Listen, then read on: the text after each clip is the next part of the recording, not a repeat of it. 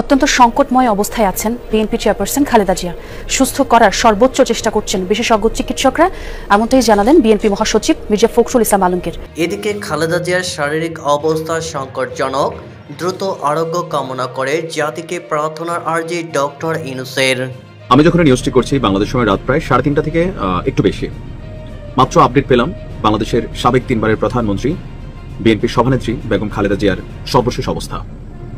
আমার এই নিউজটি যখন আপনি শুনছেন, আমি জানি না ঠিক ততক্ষণ পর্যন্ত আসলে উনি সুস্থ থাকবেন কিনা, বেঁচে থাকবেন কিনা, কারণ আজকে রাতে এই মুহূর্তে যা ঘটছে মোটামুটি সবাই দোয়া দুরূদ পড়ছেন, তার সুস্থতার জন্য মিলাদ হচ্ছে, কোরআন খতম হচ্ছে। আমরা দোয়া করি আল্লাহ যেন তাকে সুস্থতা দান করেন। এদিকে তারেক রহমানের দেশে ফেরায় ত্রিমুখী বাধা, নেপথ্যে ডক্টর ইউনূস, জামাত ও সেনাবাহিনীর একাংশ, বেরিয়ে এলো নতুন এক চাঞ্চল্যকর তথ্য। অত্যন্ত দুঃখের সঙ্গে জানাতে হচ্ছে যে এইমাত্র যে সর্বশেষ সংবাদ বা ব্রেকিং খবর বিভিন্ন টেলিভিশনে আসছে, তাতে বলা হচ্ছে যে আবারও সিসিইউতে নেওয়া হয়েছে বেগম খালেদা জিয়াকে, সাবেক প্রধানমন্ত্রী এবং বিএনপির চেয়ারপারসন। এটা গত কয়েকদিন থেকে একটা টালমাটাল অবস্থা ছিল, তবে গতকালকে বা দুদিন থেকে বলা হচ্ছিল যে তার অবস্থা উন্নতির দিকে, এই জন্য তাকে কেবিনে রাখা হয়েছে। এখন কেবিন থেকে আবার নেওয়া হচ্ছে। তার ফুসফুসের অবস্থা খারাপ এবং নিউমোনিয়ায় আক্রান্ত হয়েছে, এই খবরগুলো হাসপাতাল থেকে আসছে এবং তার একটি বোর্ড, মেডিকেল বোর্ডের নিবিড় পর্যবেক্ষণে আছে। বেগম খালেদা জিয়ার সুস্থ হচ্ছে আবার অসুস্থ হচ্ছে, এই যে একবার সুস্থ আবার অসুস্থ হওয়া, আবার কেবিন থেকে সিসিইউ বা আইসিইউতে যাওয়া, এই লক্ষণগুলো আসলে ভালো না। এদিকে দোহায় গোপন বৈঠক, আওয়ামী লীগের ভবিষ্যৎ ও শেখ হাসিনার অবস্থা নিয়ে ভারত, বাংলাদেশ, কাতার আলোচনা।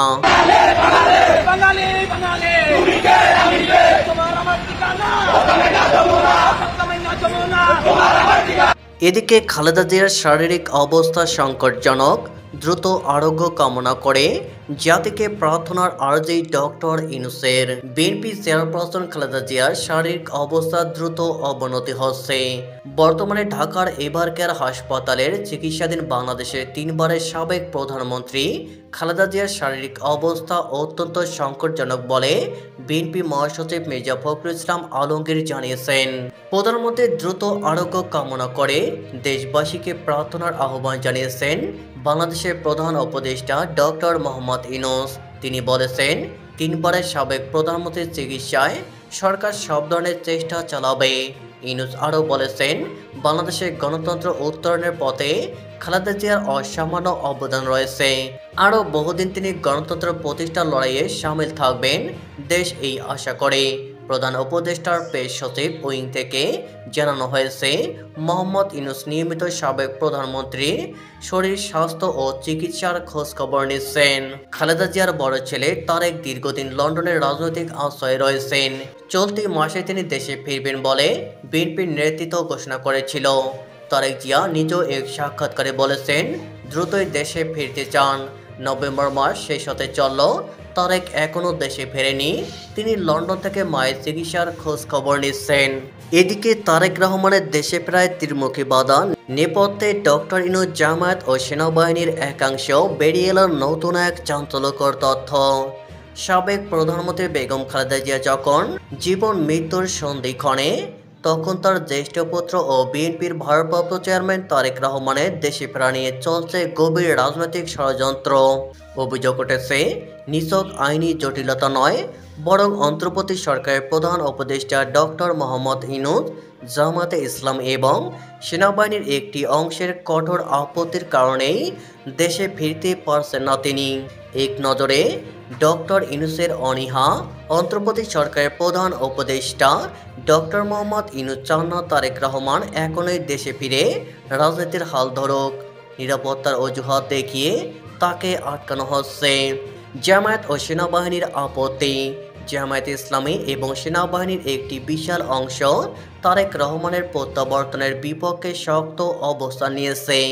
মাইনাস ফর্মুলা আতঙ্ক, গোয়েন্দা তথ্যে উঠে এসেছে, তারেক রহমানকে রাজনীতি থেকে মাইনাস করার পুরনো শখ নতুন করে বাস্তবায়নের চেষ্টা চলছে। সংস্কারের নামে কালক্ষেপণ, সরকার তাদের সংস্কার কার্যক্রম নির্বিঘ্ন রাখতে এই মুহূর্তে তারেক রহমানের উপস্থিতি ও রাজনৈতিক প্রভাব এড়িয়ে চলতে চাইছে।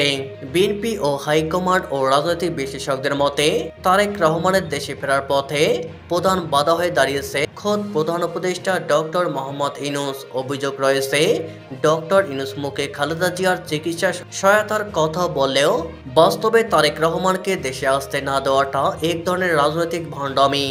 গোয়েন্দা সংস্থার ঊর্ধ্বতন কর্মকর্তাদের সূত্রে জানা গেছে নিরাপত্তার অজুহাত দেখিয়ে মূলত তারেক রহমানকে রাজনীতি থেকে দূরে রাখা বা মাইনাস করার পরিকল্পনা করা হচ্ছে।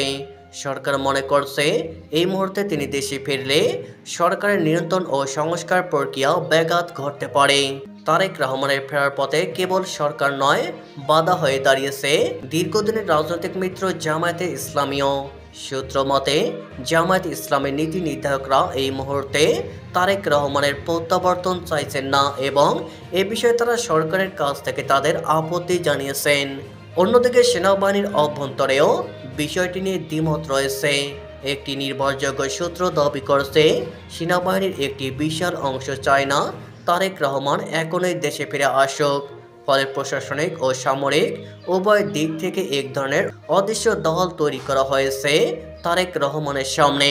মায়ের এই চরম সংকটাপন্ন অবস্থায় তারেক রহমান দেশে ফেরার তীব্র আকাঙ্ক্ষা প্রকাশ করলেও তিনি কার্যত অসহায়।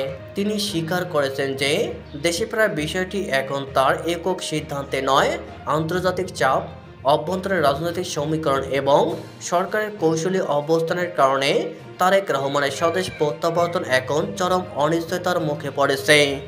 বিশ্লেষকরা মনে করছেন মানবিক আবেগের চেয়ে এখানে রাজনৈতিক স্বার্থই বড় হয়ে দাঁড়িয়েছে, যা দেশের ভবিষ্যৎ রাজনীতির গতিপথকে জটিল করে তুলতে পারে। এদিকে দোহায় গোপন বৈঠক, আওয়ামী লীগের ভবিষ্যৎ ও শেখ হাসিনার অবস্থান নিয়ে ভারত বাংলাদেশ কাতার আলোচনা। কাতারের রাজধানী দোহায় এক অত্যন্ত গোপনীয় ও গুরুত্বপূর্ণ বৈঠকে মিলিত হয়েছেন বাংলাদেশের জাতীয় নিরাপত্তা উপদেষ্টা খলিলুর রহমান এবং ভারতের এক শীর্ষ নিরাপত্তা কর্মকর্তা। গত 25 নভেম্বর অনুষ্ঠিত এই দীর্ঘ বৈঠকে মধ্যস্থতা করেন কাতারের সাবেক গোয়েন্দা প্রধান এবং বর্তমান আমিরি দেওয়ানের প্রধান আবদুল্লাহ বিন মোহাম্মদ বিন মোবারক আল খুলাইফি। নর্থ ইস্ট নিউজের বরাতে জানা গেছে বৈঠকে বাংলাদেশের রাজনৈতিক পরিস্থিতি, বিশেষ করে আওয়ামী লীগের নির্বাচনী ভবিষ্যৎ এবং সাবেক প্রধানমন্ত্রী শেখ হাসিনার অবস্থা নিয়ে বিস্তারিত আলোচনা হয়েছে। বৈঠকের প্রধান আলোচ্য বিষয় সূত্র অনুযায়ী দোহায় অজ্ঞাত স্থানে অনুষ্ঠিত এই বৈঠকে একাধিক স্পর্শকাতর বিষয় উঠে আসে। এর মধ্যে প্রধান ছিল 1. আওয়ামী লীগের ভবিষ্যৎ। বাংলাদেশে আগামীতে যে নির্বাচন অনুষ্ঠিত হবে তাতে আওয়ামী লীগের অংশগ্রহণ এবং দলটির রাজনৈতিক ভাগ্য। 2. শেখ হাসিনার অবস্থান। সাবেক প্রধানমন্ত্রী শেখ হাসিনা বর্তমানে ভারতের দিল্লিতে অজ্ঞাত স্থানে অবস্থান করছেন। তিনি সেখানেই থাকবেন নাকি অন্য কোনো স্থানে স্থানান্তরিত হবেন সে বিষয়ে আলোচনা হয়েছে। 3. অন্তর্বর্তী সরকার। ডক্টর মোহাম্মদ ইউনূসের নেতৃত্বাধীন অন্তর্বর্তী সরকারের মেয়াদকাল নিয়ে পর্যালোচনা। 4. রোহিঙ্গা প্রত্যাবর্তন। কক্সবাজার থেকে রোহিঙ্গাদের মিয়ানমারের রাখাইন রাজ্যে বুচিদং ও মংডুতে প্রত্যাবাসন প্রক্রিয়া এবং আঞ্চলিক নিরাপত্তা।